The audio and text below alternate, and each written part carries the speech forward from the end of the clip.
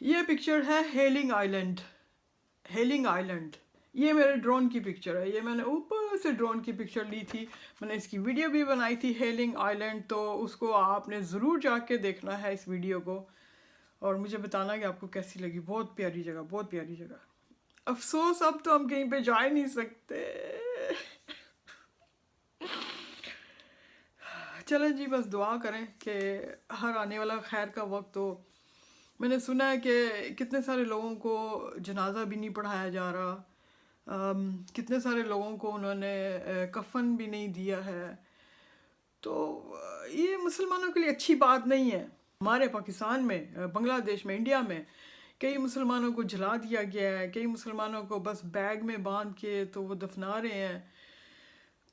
ये चीज़ें सुन के ना दिल बहुत दुखता है कि वाकई में इतना मतलब अजाब, असल में अल्लाह ताला की तरफ से ये अजाब आया है हम सबको एक सबक सिखाने के लिए कि आंखें खोलो, तो अब भी तुम लोग सुधर जाओ, अब भी तौबा का रास्ता बाकी है।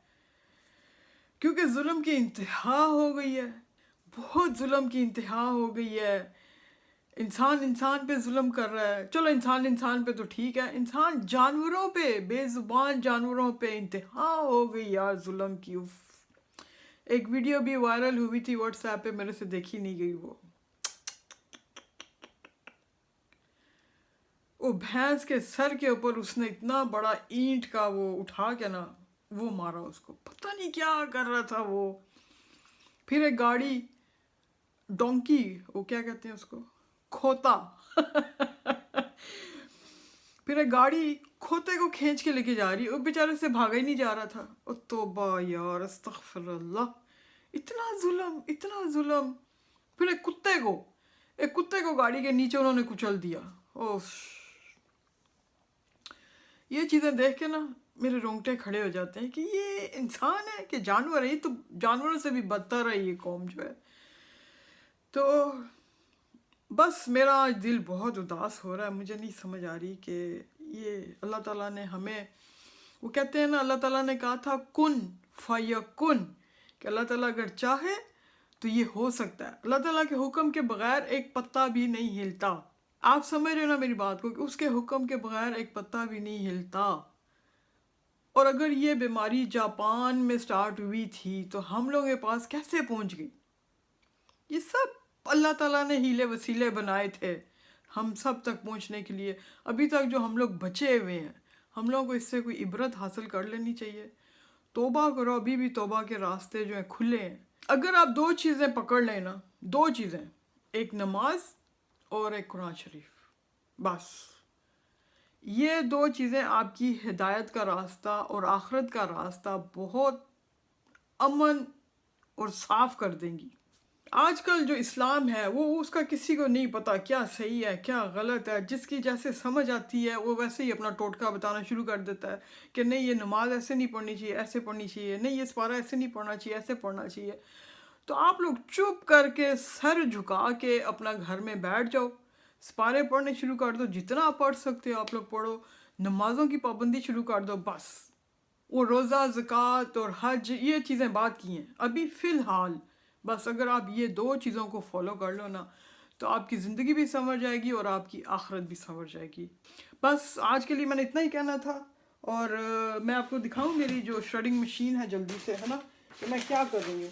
यहाँ पे मैं आपको ये एडवाइस करूँगी, अगर आप यूके, जर्मनी या कहीं पे भी आप लोग बाहर रहते हो, तो ये जो आपके पेपर्स होते हैं ना पर्सनल, इनको आपने ऐसे करके फाड़ के कचरे में डाल के आपने फेंकना नहीं है। क्यों? कि लोग आपका कचरा भी उठा के ले जाते हैं, उसमें से फिर आपकी जो इन्फॉर्मेशन होती है वो कलेक्ट करनी शुरू कर देते हैं और इसी तरह से फ्रॉड होने शुरू हो जाते हैं। अच्छा जी, ये मैंने पेपर ले लिए दो, अब मैं इसको डालने लगी हूँ मशीन में। मैं आपको दिखाती हूँ कि ये कैसे काम करती है।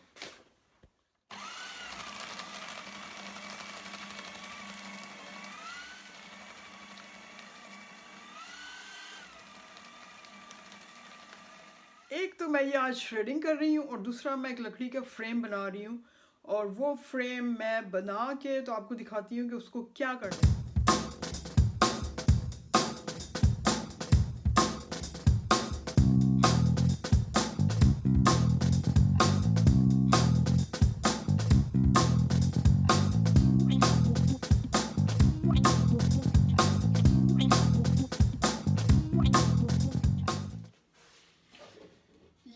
टाइम हो गया है तैयार। अब आप मुझे बताएं कि मैं इसका क्या बनाने जा रही हूँ।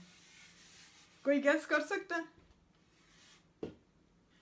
एनी गेसेस कि मैं इसका क्या बनाने जा रही हूँ? मुझे ज़रूर नीचे कमेंट्स करें कि आपका क्या ख्याल है कि इसका क्या बनने जा रहा है। जी, तो आज के लिए बस इतना ही था। उम्मीद है आपको मेरी वीडियो पसंद आई होगी। मैंने बोर नहीं किया होगा। यार क्या करें, अभी मजबूरी है, घर में बैठे हुए हैं, कुछ ना कुछ तो गपशप लगानी है हमने आपस में। आज हम बनाने जा रहे हैं दूध पत्ती। वाह जी वाह, मज़ा आ जाएगा आज तो, है ना। ब्रुक बॉन्ड पीजिए और मज़े लीजिए। ब्रुक बॉन्ड पीजिए, घर में बैठने का, लॉकअप होने का, क्वारंटाइन होने का मज़ा लीजिए। अब इसमें मैं डालूंगी गुड़। हाय हाय, मज़े मज़े।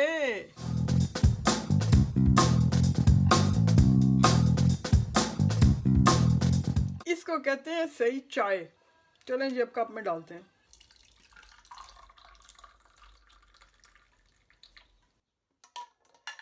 चलें जी, टेस्ट करके देखते हैं गुड़ वाली चाय।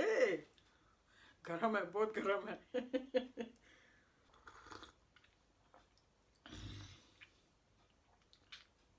मज़ा आ गया, मज़ा आ गया। बस अगर कमी है तो एक ढाबे की, कसम से वो वाला ढाबा जिसके बाहर चारपाइयाँ बिछी होती हैं और रात के 8 बजे गाड़ियाँ आ रही हैं जा रही हैं और आप गरम गरम चाय मंगवाओ। ओ मज़ा आ गया, मज़ा आ गया, इस चाय का मज़ा आ गया। चलो जी, क्वारंटीन में बैठो, चाय बनाओ मलाई मार के और पियो और ऐश करो।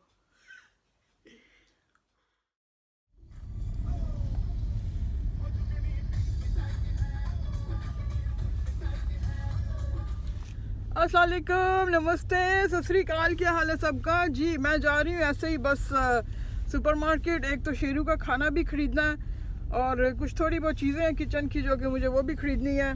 जल्दी से जाके देखते हैं कि सूरत हाल क्या है सुपरमार्केट्स का। कोई इतना बिज़ी नहीं जा रहा, बस सिर्फ मैंने ही मास्क पहना हुआ है और कोई भी मास्क के साथ नहीं है।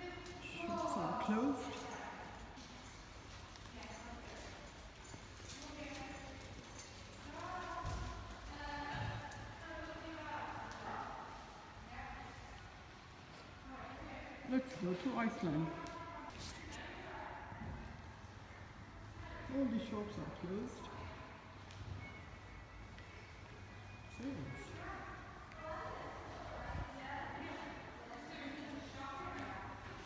Oh, the tissue rolls are here. We got so many tissue rolls.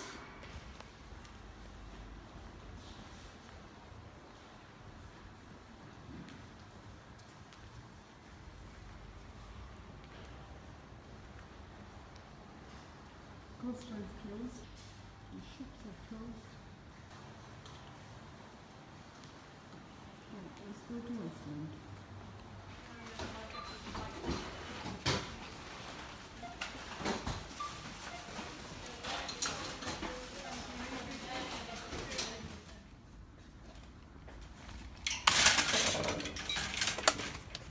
ये अगली ट्रॉली का, इसको आप अपनी ट्रॉली में लगा दें, आपकी ट्रॉली का कॉइन बाहर आ जाएगा। ये आप कॉइन ले लो और ये ट्रॉली लॉक हो गई। देखा, चोरी से बचने के तरीके। ये मेरा कॉइन बड़ा स्पेशल वाला है, देखें। ये किसी चैरिटी शॉप ने मुझे दिया था ये कॉइन, तो मैंने की चेन में डाल लिया था और अब मैं इसको इस तरह से यूज़ करती हूँ। हाँ जी, मैंने 2 सुपरमार्केट्स का विज़िट किया है, एक ऑल्डी का और एक आइसलैंड का। कोई इतना पैनिक नहीं है, इवन किसी ने मास्क भी नहीं पहना हुआ था। तो ठीक है, अच्छी बात है कि अगर पैनिक नहीं है, लेकिन टीवी देख के इंसान इतना स्ट्रेस हो जाता है कि पता नहीं क्या हो गया, दुनिया में क्या हो रहा है। लेकिन एक साइड में एहतियात भी अच्छी होती है, एहतियात भी करनी चाहिए। ये नहीं कि आप बिल्कुल ही बस लापरवाह हो जाएं और एहतियात ना करें। तो अल्लाह ताला सब पे रहम करे। अल्लाह ताला ने हमें दिखाने के लिए सब कुछ किया है कि देखो अगर मैं चाहूँ तो मैं कर लूँ। वो आयत है ना, खुन फयकुन, बस ये बिल्कुल उसकी एग्ज़ाम्पल है कि अल्लाह ताला से हर वक्त डर के रहें, दुआ करें कि अल्लाह ताला हर वक्त खैर का वक्त लाए और दुआ करें कि जब हम मरे तो हमें कफन मिल जाए, जनाजा हो जाए, हमारा कब्र एक मिल जाए, ताकि क़यामत वाले दिन हम हजूर पाक सल्लल्लाहु अलैहि वसल्लम की उम्मतियों में उनके साथ उठें। बस ये चीज़ें सोच के मेरे दिल को बहुत तकलीफ़ होती है कि पता नहीं हमारी ज़िंदगी में क्या होने वाला है, कैसी मौत नसीब होगी, कोई कब्र नसीब होगी भी कि नहीं। तो बस अपनी दुआओं में मुझे शामिल रखें। अल्लाह ताला खैर का वक्त लाए। अल्लाह हाफिज़।